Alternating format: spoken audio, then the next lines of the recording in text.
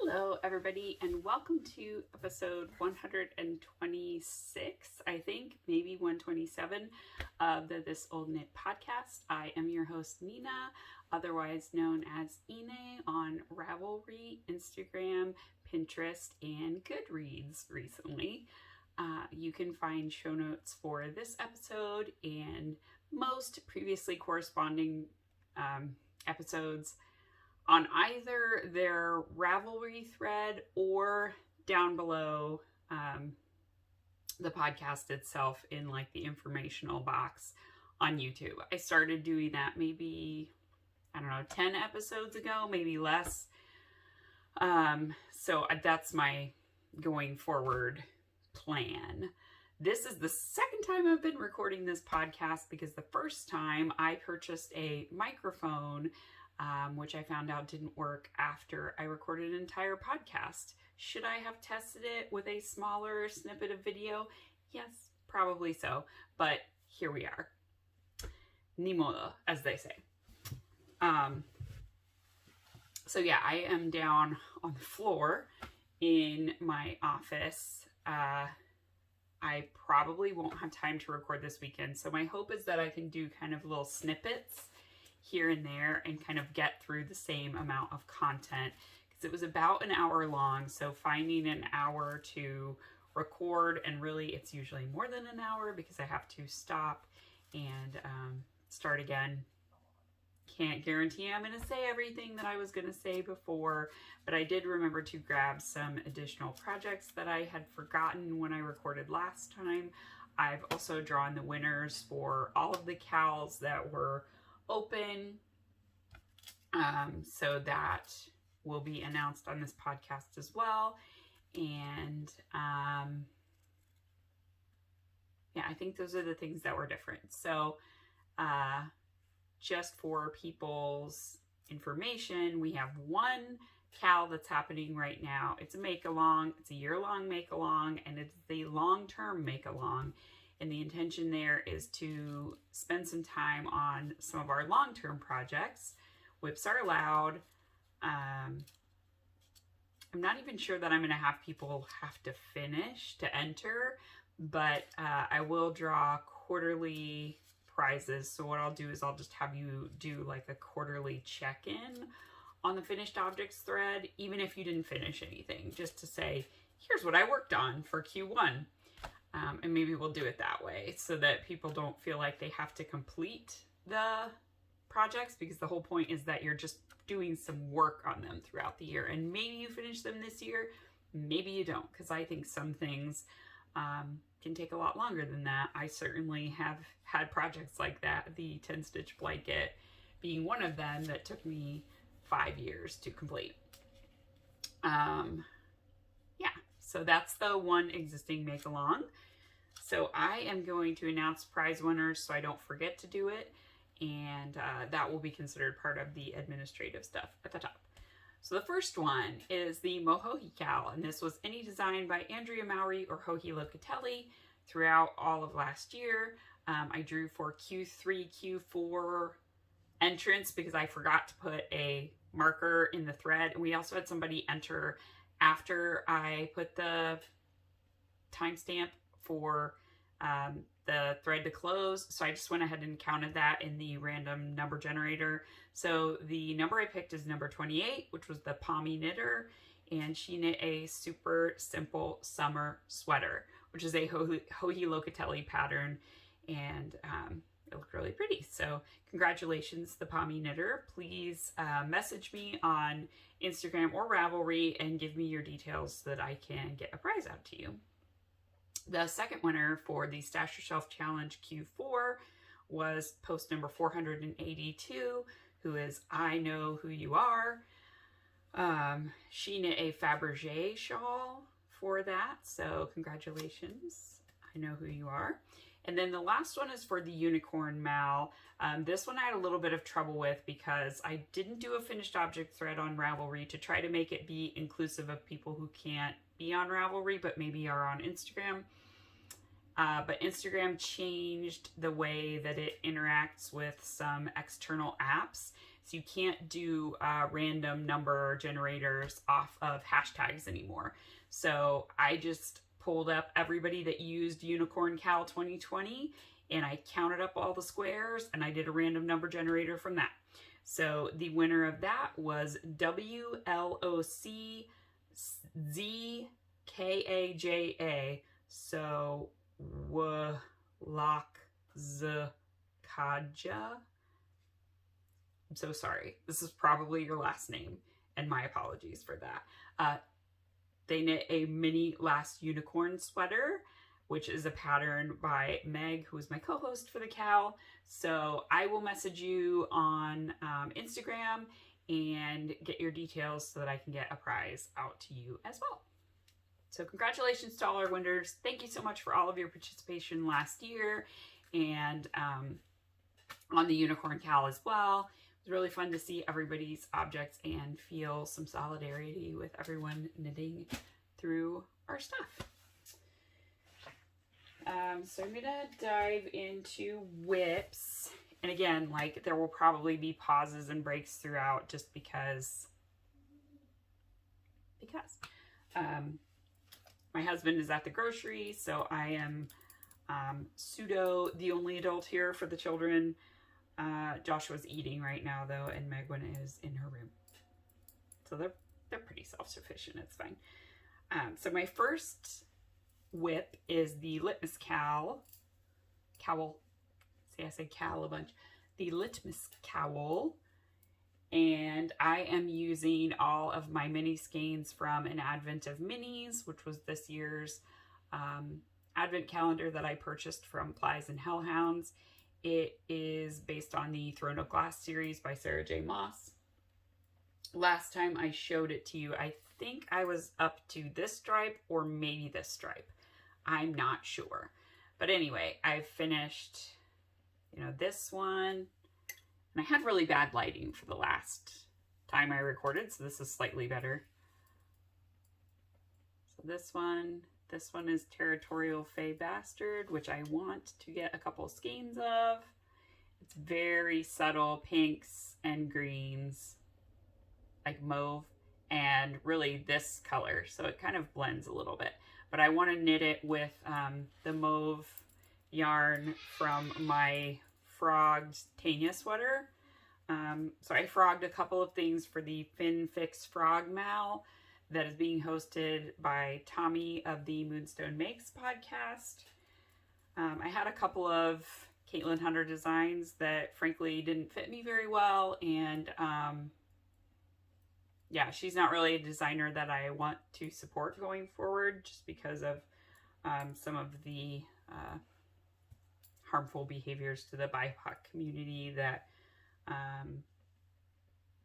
she had over the last year. So anyway, there's a couple of sweaters that I'm going to keep because I already knit them long before that, and the yarns in them are special to me.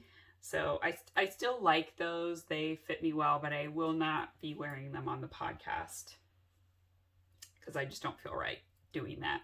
I don't think it sets the right tone for the community that I want to create. So yeah. So anyway, frogging my Tanya. I've finished frogging the sleeves and I started frogging the neckline, but because I've washed it a few times, it's kind of hard to find the ends and get them all undone. So it's a slow process, but I think that the Jilted Rose, which is what I knitted out of, will look really nice with this for some like super subtle striping in some kind of a sweater. And then the next colorway is Witchling. This one I also would love to have a sweater's quantity of. It's so pretty. Gabby's blues, just, my goodness. And then I started on Devourer of Worlds, which again is a really gorgeous, like deep maroon, dark berry colors with black and dark eggplant purple. Again, really pretty. So I've been winding them up 4 at a time just so I can remember the color names and also the order I need to knit them in. So I have one more after this, which is Ghost Leopard, and then I will wind my next 4 minis. But I finished, what, 1, 2, 3, 4, 5, 6, 7, 8, 9, 10, 11. This is my 12th one, so I'm halfway through all my minis. So this is half as long as my cowl will be. And like right now, I would say it's perfect for one time around for my neck. And my hope is to get a double loop on my neck, so I'm in good shape right now. I was using the leftovers from a sweater of this skein, and I'm almost out of this skein, but I have 3 more of them, so it's fine. But I wanted to use the leftovers of the first skein before I cracked into a full skein. So anyway, Litmus Cowl by Amy of the Stranded podcast. It's a free pattern, and my mini skeins from Gabby, who is Plies and Hellhounds. All right, whip number 2. Trying to move stuff around without hurting things. Is a pair of socks for Joshua. He wanted a pair of socks for wearing with his boots, so I got him a new pair of boots for Christmas time. And they are taller. They're some like Columbia boots, I think. Like Columbia Outfitters, the company, the outdoors company. And they have like those felt inner boots. So they're very stiff, like all the way up the legs. So the smaller, shorter socks he'd been asking me for kind of don't work with them. They tend to fall down a little bit. So he asked me for taller ones. So I made a 58 stitch leg. This is a 15 slip stitch rows, so 30 rows total, but if you count them, they're 15 slip stitches. Heel flap, gusset, and obviously his tiny, tiny foot. I made these on 56 stitches instead of 60 because it's ribbing, so it's going to be stretchy, and I think that the other ones are maybe a little bit too big. My thought with the ones I made before is that then I could just rip out the toe and add length, because 60 stitches is what Megwin technically wears, but even 56 is gonna work for a long time.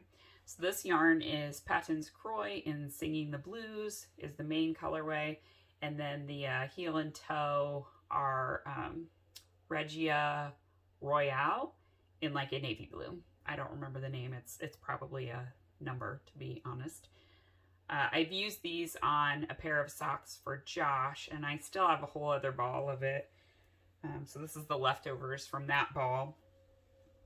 I've already finished the leg of the second sock and started the heel flap. Megwin has requested to have a matching pair. We'll see if I can get it out of the other ball of yarn. Here's how much yarn I have left from the first ball. So it's possible I could, if I did contrasting heels, toes, and cuffs. Maybe I could do it, and with a little bit shorter of a leg, so we'll see. We'll see what happens with this. It is warm in here. Hello. Hey. Sorry. Be gentle. Ooh. Okay. So that's whip number 2. Whip number 3 is a pair of socks for Josh. So these are in Fortissima color, I think. This colorway, I believe, is called Carnival. And then I did a contrasting heel, and I'll do the same for the toe with West Yorkshire Spinners in the chocolate mint colorway. So I got this to match all of the Christmas yarn that I got from West Yorkshire Spinners. But it's a huge ball of yarn, so I'm going to have plenty to do his socks as well. I like your stitch marker. Thank you. That is a stitch marker that I got in my Christmas swap from Bente of Arctic Crafts. She also has a podcast, the Arctic Crafts Podcast, and she dyes yarn as well. What's this? My tiny watering can. Oh. Oh, it comes off. Mm-hmm. So cute. Okay. And it's perfect for your tiny little money tree. Yeah, all my tiny plants. You have so many tiny plants. Well, this Why is do you like plants so because much? it makes it not as depressing that I spend all day in one room. Yeah. I think I understand that. Okay. And whip number 4, I think this is a new cast on since last time I podcast, and I forgot to bring this in when I podcast before. So this is the Milkweed sweater by Knit Ossifie. So it is a top-down, what is that, circular yoke pullover, and I'm using Pillow Mint from Stress Knits. I really hope this is going to block out. Stress Knits? Yep, that's the name of the yarn company. And then this color is Manderley from Bloomberg Yarns. So it's kind of a forest green with purples and browns. For a sec, I thought you were on a work call, and then I heard you talking about yarn. And then I've got a stitch marker from Simply Serving Handcrafts. Ooh. A little Christmas cookie. Ribbons. So I've almost finished the colorwork portion of the yoke. The floats are really, really long on this, like between the flowers. So I did my best to keep them fairly loose, but we'll see. Like, I need to block the yoke once I finish, and I'm really crossing my fingers that it'll be fine. I did some similarly long floats in my Paelia sweater, and they were fine once they blocked out, so I think it'll be okay. But some of my floats are like 15 stitches. This is long. But because the... what are floats? That. Oh. So because the colors were so different, I didn't want to catch them. And stop scooting that. Thank you.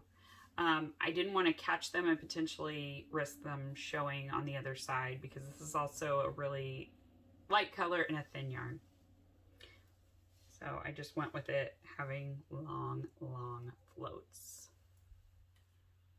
You can see they're really long. Is that bad? It just can be risky if you don't give them enough room. If you're not loose with them, then it won't block out and it'll be all wrinkly like that. See, you don't want your sweater to look wrinkly like that.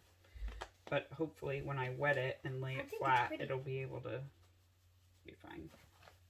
Are these the things that you're going to show? No, I got those a while ago. They're pretty. I already showed them on the podcast. Okay, then my last whip is the main one that I've really been working on for most of the time, and that is the Ginny cardigan by Andrea Mowry. It is a top-down shawl collar cardigan with a belt and long sleeves. I am knitting it out of Harrisville Designs Nightshades in the Cinder colorway, which is an overdyed black yarn, and the overdye is orange for this colorway. And I really, really love it. It is so light. It is woolen spun, so it's very, very light.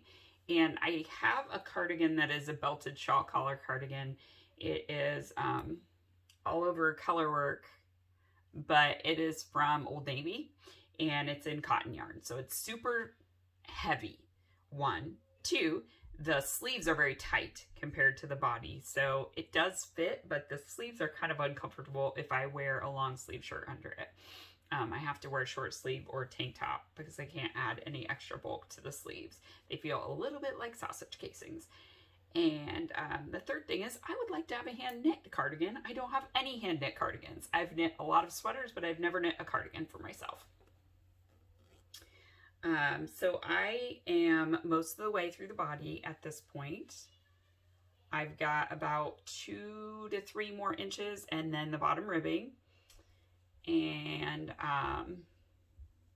then I haven't decided yet if I'm going to do the shawl collar or the sleeves first. I think I might do the sleeves first because I'm going to alternate skeins.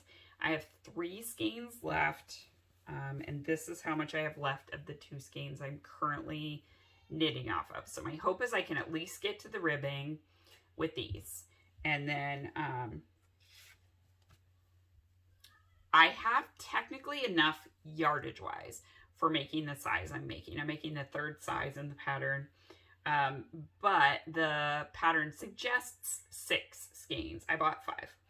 So we'll see. I can always purchase another one if, you know, it doesn't work.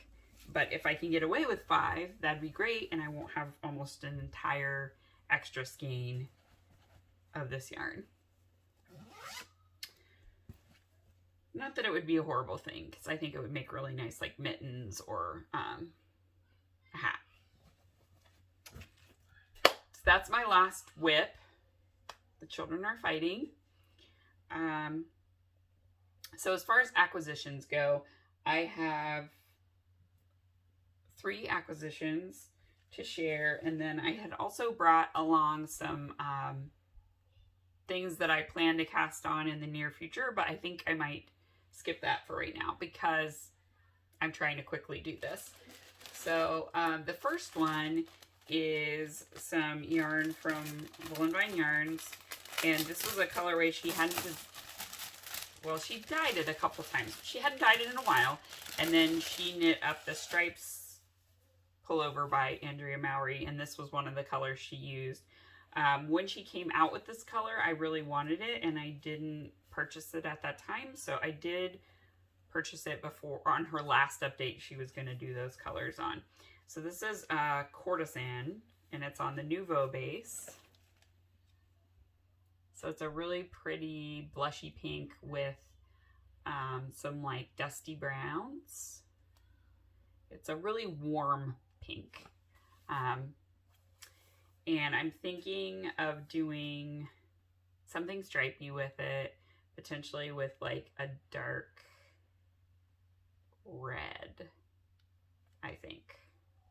But I'm not sure. I could also go brown because I think pink and brown look really nice together. But I also have a different brown that I want to use with the lavender loom yarn I have to make a sparky sweater. So I don't know yet, but it will definitely be something stripey because I can't make a sweater with 2 skeins of yarn. I'm not magical.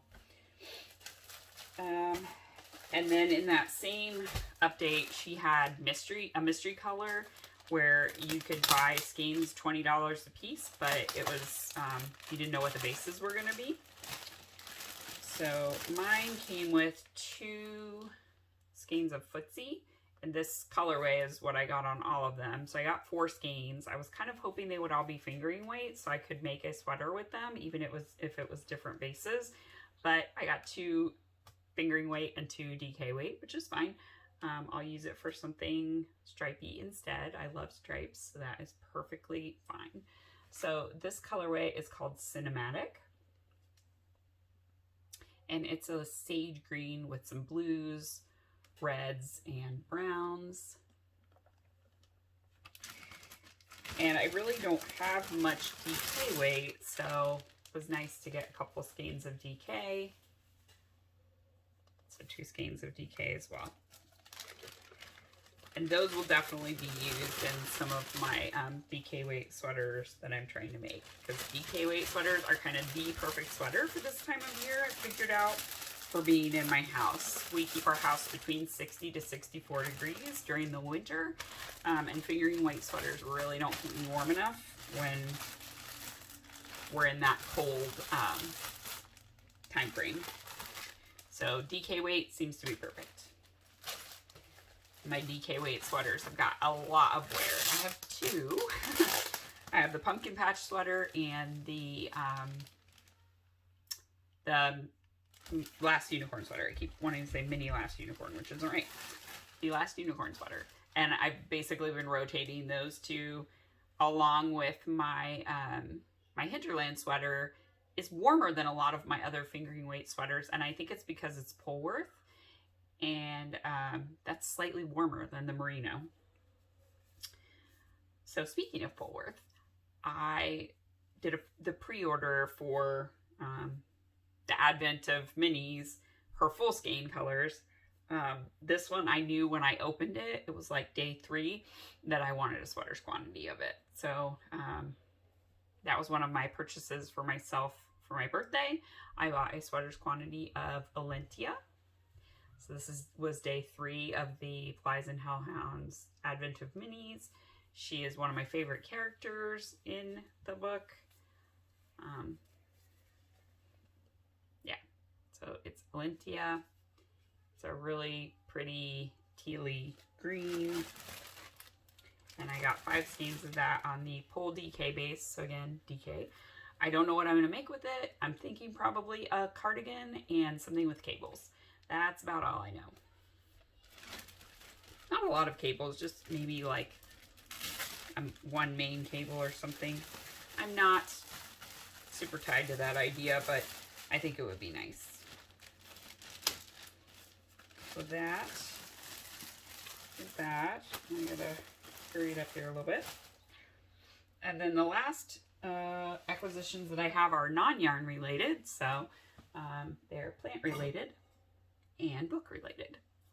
So I bought myself a mini watering can. This thing brings me so much stinking joy. I don't know why.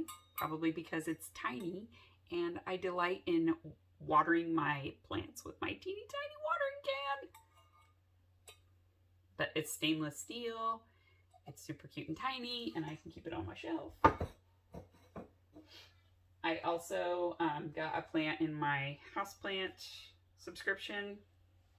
It is a Peperomia Ruby Glow. I have a Peperomia Rosa, which is over here, that's doing really well. So I have high hopes that this one will also do well. It has a lot more succulent-like leaves, more like a jade plant is what it reminds me of. But I love that it has those red underneaths, which is also the same on the Peperomia Rosa. Oh, I have a bloom on there. Super cute. So anyway, they need to be watered. And then I got this planter. This is my Paelia plant. It is not one that I purchased recently. Oh my gosh. Big piece of ice just fell off of the roof. It's been raining like all day, so all the snow and ice we have is melting. But anyway, I really like that it had this little swoosh of color. And otherwise it's terracotta. And I just put my Paelia plant inside of it. And then I got a baby's breath fern. It was not doing well when it first got here. It's really perked up a lot. So I have hopes that it will get even better than that. But it's still recovering from its shock of being sent in the mail when it was like 8 degrees outside. So that's all of my plant stuff. Books. I purchased some books from Megwin's Scholastic order in the YA section. I was like, well, I should support her school whilst getting some books. So I bought the Selection book bundle. So it's the Selection, the Elite, the One, the Heir, and the Crown. I haven't read them yet, but I think that'll be some delightful YA fluff. I also purchased, well, it's up there, so you won't be able to see it, 6 of Crows and Crooked Kingdom. My own copies of them, not the library copies. And A Touch of Magic Designs had some dust jackets, so I bought those, and they just came today. They are amazing. I mean, they're so gorgeous. So that's the 6 of Crows. And then this one is the Crooked Kingdom one.